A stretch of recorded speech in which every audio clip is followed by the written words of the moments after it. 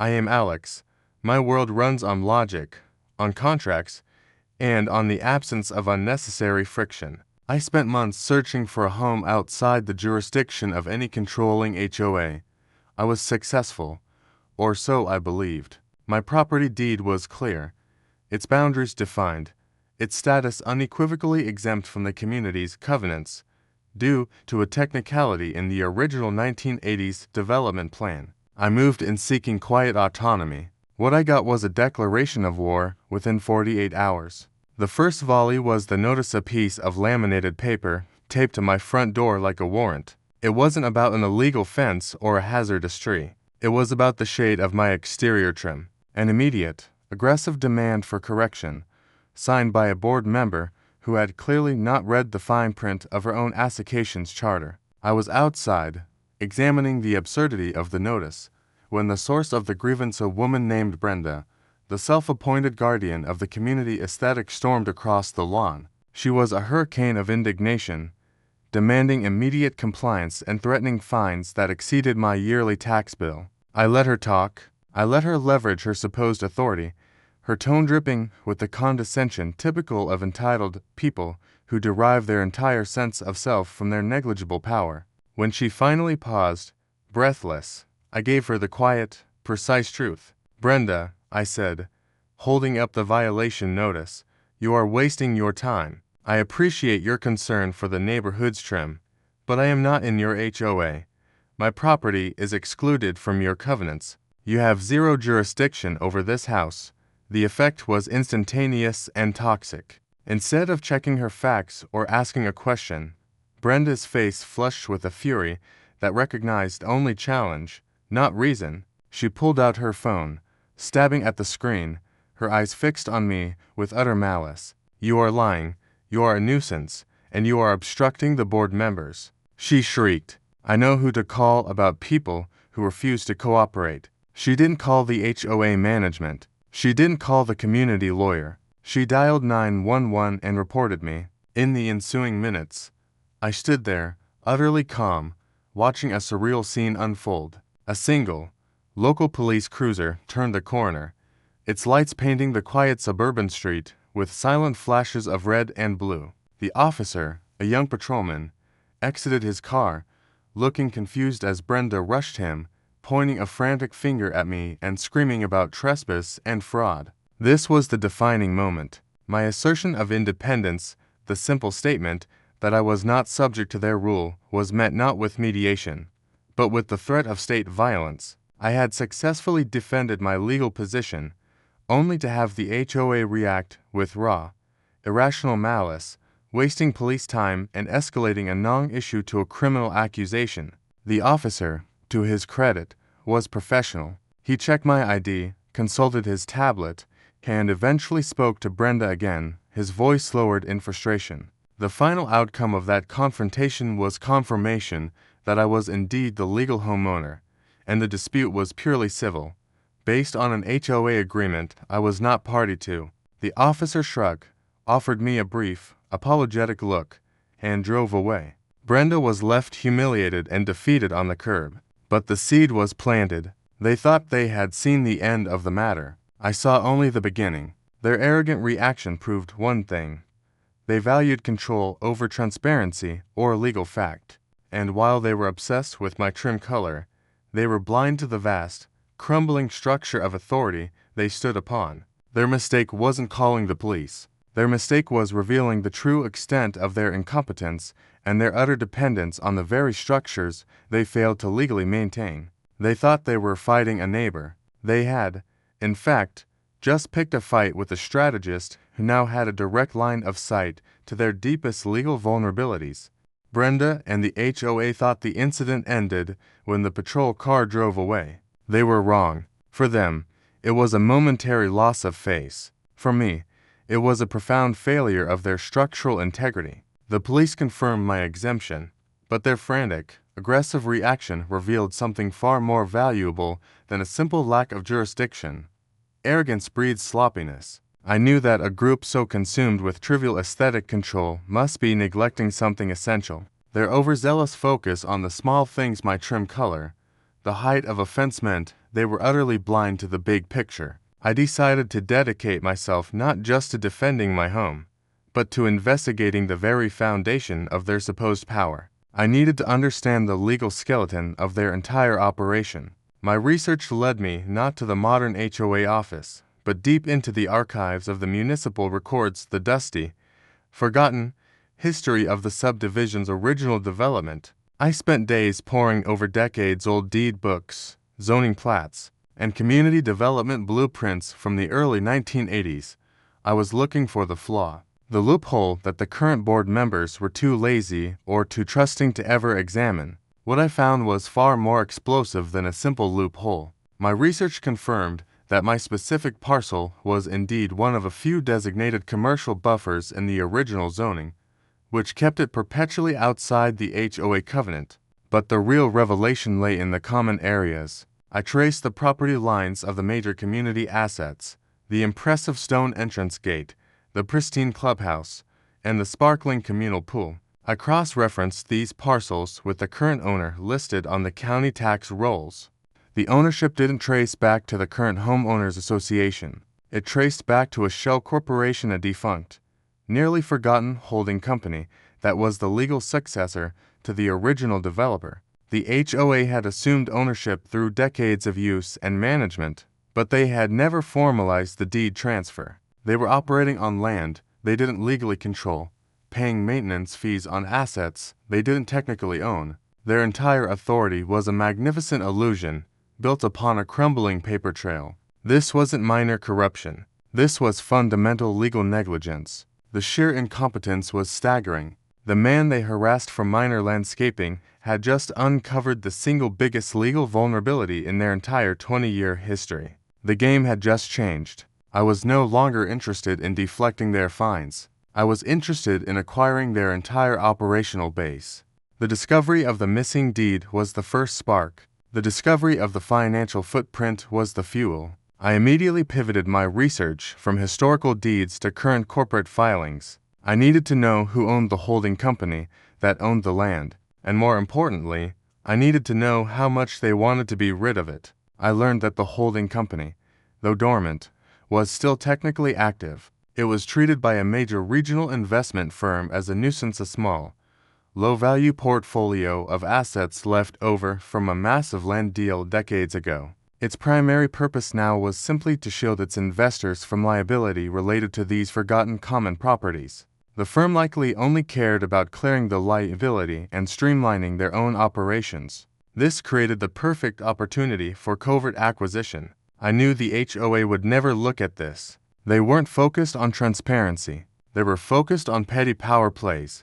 They assumed the land was theirs because they had always paid the water bill. That assumption was my leverage. I approached the investment firm not as Alex, the disgruntled neighbor, but through a complex web of blind trusts and shell corporations I maintained for my own professional investments. My goal was simple: buy the holding company outright. Not just the physical common land, but the corporate entity itself, which held the legal title to the clubhouse, the pool, the gate, and several other low-value plots adjacent to the community. The negotiation was tedious, focusing on liabilities and tax implications, but never once mentioning the HOA or the true end user. The investment firm simply saw a quiet, motivated bidder willing to pay a fair price to take these low-yield assets off their books. It was a purely commercial transaction, completed miles away in a sterile downtown office, far from the manicured lawns of the subdivision. This was the ultimate irony. While Brenda was busy writing me a final warning letter about the height of my mailbox post, I was in the process of transferring the legal ownership of her entire community infrastructure into my hands. My initial frustration had been replaced by a quiet, absolute certainty. My goal was no longer merely to be left alone. My goal was to obtain the absolute structural control necessary to ensure this toxic form of corruption could never bother me, or anyone else, again. When I finally received the final transfer documents, I was no longer just the man the HOA tried to bully. I was the man who held the legal title to their entire world. I was ready to transition from homeowner to landlord. I had built an unassailable trap using their own negligence, and I was preparing to spring it with quiet, devastating precision. My research had revealed the structural vulnerability. The HOA was merely squatting on land legally owned by a dormant holding company. My task now was to acquire that holding company. This was not a quick online purchase. This required navigating the deep, cold waters of corporate real estate law. I couldn't approach the investment firm that managed the holding company's assets as Alex, the new homeowner fighting an HOA. That would immediately raise suspicion and inflate the price. Instead, I activated my network of blind trusts and limited Shiledi Corporation's tools I use professionally to create a completely anonymous corporate beer. This distance was essential for transparency in the market, even as it concealed my true objective from the neighborhood. The investment firm saw the transaction purely as a cleanup operation. They viewed the scattered plots of community land, the clubhouse, the entrance parcel, and a few adjacent undeveloped lots as legacy nuisance assets. Their priority was offloading the liability and closing the file. They wanted a clean sale. I wanted structural control. The negotiations were tedious, centered entirely on tax indemnities and environmental disclosure, but never once did the words HOA or Homeowners Association surface. I used my financial leverage to move swiftly. I offered a competitive, all-cash offer designed to bypass a prolonged due diligence process. The managers were eager to simplify their quarterly report, and my quick, professional closing was the solution to their bureaucratic headache. I was buying a shell that was loaded with dormant legal power. The final meeting took place miles away from the quiet suburban street, in a downtown tower of glass and steel. As I signed the final transfer papers, officially acquiring the controlling shares of the holding company, I felt a quiet, profound sense of achievement. I had secured the very ground the HOA was built upon. The entire structure of their power was now legally subservient to me, the man they had attempted to shame with a violation notice for a shrub. The initial confrontation over my trim color had, ironically, just cost the board members their entire community infrastructure. The most perfect form of justice is often the most legally convoluted. The final acquisition was complete. The physical infrastructure of the neighborhood was now my private asset. With the paperwork filed and the funds transferred, my identity officially shifted. I was no longer merely a defiant homeowner. I was now, legally and irrefutably, the landlord of the common properties, the community's primary amenity spaces, and the HOA board members were my new tenants. My first act as the new legal owner was not a confrontation, but a silent assertion of control. In the dead of night, I sent a property management team operating under the name of the acquired holding company to formally assess the assets. They changed the core lock mechanisms on the clubhouse, the maintenance sheds, and the main power boxes. They installed new security cameras that reported directly to me, not the HOA. I was securing my investment and establishing the physical boundaries of my new domain. The HOA was completely oblivious. They were too busy arguing over a budget deficit and the escalating costs of pool maintenance for a pool they didn't even own. The irony was suffocating. Their entire attention was focused downward, on the petty rules and the collection of minimal fines, leaving them blind to the multi-million-dollar transaction happening above their heads. This was the true cost of their dedication to minor corruption and the abandonment of true transparency. I kept the news quiet, allowing the HOA to continue operating under the illusion of authority. This was crucial for the final reveal. I needed them to schedule their mandatory quarterly community meeting, a meeting where they would inevitably try to escalate their campaign against me. That public forum would be the perfect stage for the most comprehensive act of justice. In preparation, I drafted a series of legal notices, formal eviction demands, commercial lease termination letters, and access restriction warnings, all bearing the letterhead of the newly acquired holding company. These documents were prepared, signed by my corporate attorney, and held ready. They were weapons of absolute, procedural finality. I understood that the true power wasn't in the ownership itself, but in the reveal. I needed to let them call the meeting, let them gather their forces, let them state their case against me. They had called the police on me when I was merely a defiant neighbor. I was about to stand before them, not as their victim, but as the man who held the key to their entire existence. I had bought the house for peace, but I was now ready to deliver a lesson in authority that would permanently dismantle their toxic reign of error and entitlement. I received the formal notice to attend the mandatory quarterly community meeting. The HOA board, oblivious to the legal time bomb ticking beneath their clubhouse floor, had scheduled a specific agenda item, addressing the nuisance homeowner at 123 Maple Street. It was their public trial, a deliberate attempt to shame me, rally the residents, and validate their failed authority. I walked into the HOA clubhouse that evening and took a seat at the back. I wanted no interaction before the main event. The room was packed, filled with curious neighbors eager for some suburban drama. Brenda, predictably, took center stage. She launched into a tirade that lasted nearly 15 minutes. She distorted the truth, recounting the initial incident where she called the police, spinning it into a tale of my criminal aggression and fraudulent claims of non-membership. She warned the gathered homeowners that my defiance represented a threat to the community's governance and financial stability. The other board members nodded along, lending their impotent authority to the lie. She demanded that the community vote to formally censure me and authorize immediate legal action to compel my compliance. I let them speak. I let the anger and the false sense of power wash over me. Every word Brenda uttered, disrespect, nuisance, unregistered resident, only reinforced the depth of their arrogance and their ultimate unpreparedness. She was digging her own grave with every syllable, unaware that the very ground she stood on was already mine. When the open floor finally came, Brenda pointed directly at me, her finger trembling with self-righteousness. "Alex," she sneered, "do you have anything to say to the community before we vote on punitive action?" I rose slowly. I walked to the front of the room, ignoring the glaring board members and acknowledging only the curious faces of the true homeowners. I didn't approach the microphone. I simply stood a few feet from the table, meeting Brenda's gaze with a cold, absolute calm that immediately seized the room's attention. "Yes, Brenda," I said, my voice measured and distinct, cutting through the remaining whispers. "I do have something to say. It's about your governance, your transparency, and the fundamental structure of this entire community." I reached inside my briefcase, not for a lawyer's brief, but for the stack of original, notarized deeds. The climax had arrived. The time for diplomacy was over. It was time for absolute, structural justice. The documents hit the polished wood table with a heavy, resonating thud that silenced the entire clubhouse. I didn't wait for them to read the titles.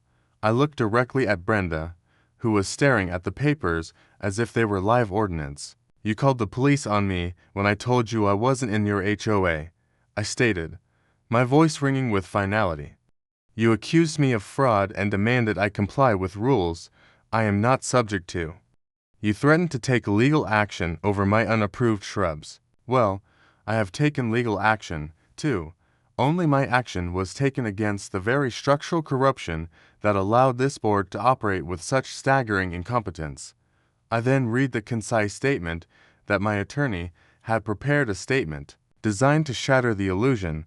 As of last Tuesday, the assets of the original developer's holding company, including the parcels designated as the HOA clubhouse, the community pool, and the main entrance gate, were legally transferred. The new legal owner, the entity I control. I paused, letting the information sink into the collective silence. The faces of the board members went from defensive anger to stunned, horrified comprehension. They scrambled to grab the papers, recognizing the corporate letterhead. I delivered the final, devastating blow. "I am not a member of your HOA. I have never been subject to your covenants. And now, you are officially operating on my private commercial property. I am not your neighbor. I am your new landlord." Chaos erupted. The seated homeowners began shouting, demanding to know how the board members could have neglected the deed transfers for so long. Brenda tried to scream, but her voice was reduced to a panicked croak as she realized the true, comprehensive scale of her defeat. I ignored the noise, addressing the HOA president directly. Effective immediately, I continued, producing a second, crisper notice, You are hereby served with a notice of lease termination and access restriction for all common properties. All pool and clubhouse access is suspended. The codes to the main gate have been changed. You have relied on a legal fiction for 20 years. That legal fiction ends tonight. Your reign of petty tyranny is over. I placed the access restriction notice next to the deeds. I then turned and walked out of the clubhouse. Behind me, the sound was not of a meeting, but of a government collapsing. The HOA was paralyzed, their source of income and control, the community assets now locked away and controlled by the man they had scorned. The retribution was delivered swiftly and impersonally, proving that the greatest justice is often found in the dry, unassailable language of real estate law. The scene outside the HOA clubhouse meeting was chaos. The board members, stripped of their authority and facing massive liability, were frantic. Their first, predictable move was to contact their attorney, but their lawyer confirmed the brutal truth. The paperwork was clean. The assets were legally owned by the holding company I controlled. Their entire operating base, the clubhouse, the pool, the land under the gate, was now my private commercial property. I didn't gloat. I executed. The next morning, the community woke up to find the main artery of their neighborhood, the entrance gate, locked. Access was restricted. The pool was roped off, and the HOA clubhouse was dark. This was the immediate, palpable consequence of years of structural corruption and legal negligence. The homeowners, who had previously tolerated the board's petty tyranny, now erupted in unified fury against the people who had allowed their core amenities to be lost. The HOA president and Brenda became the targets of immense community rage. The residents didn't care about my shrubs anymore. They cared that their property values were plummeting and their access was restricted, all because a handful of board members neglected to file a simple deed transfer decades ago. The initial police call, their first act of escalation against me, had become the catalyst for their absolute demise. My phone rang constantly, but I only spoke to their corporate attorney. He came to me pleading for a compromise, offering a substantial sum to buy the land back. I declined every offer. My motivation was never money. It was the dissolution of toxic authority. I laid out my single, non-negotiable decree. I will transfer ownership of the common properties back to the community at zero cost, I stated simply, but only under two conditions. First, the immediate, public, and permanent resignation of the entire current HOA board, and second, the formal adoption of a charter that permanently dismantles the mandatory HOA and replaces it with a voluntary, non-punitive maintenance trust. The attorney argued. He warned of the financial liability. I countered with the legal reality.